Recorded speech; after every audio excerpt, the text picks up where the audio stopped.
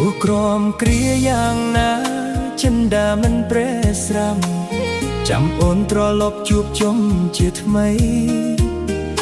រាល់ស្នាមញញឹមអូនហាក់ដូចនៅថ្មីថ្មីក្នុងចិត្តនៅនឹកស្រមៃគ្រប់ពេ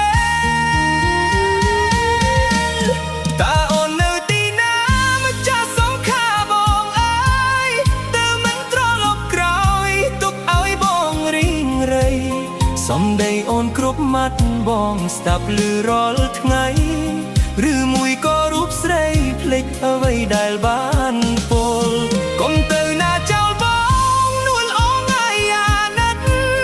ទោះយូររាប់ឆ្នាំពិតរៀមកិតគ្រប់ងារទីមិនថាមេក្រលំផែងដីប្រេះជាពី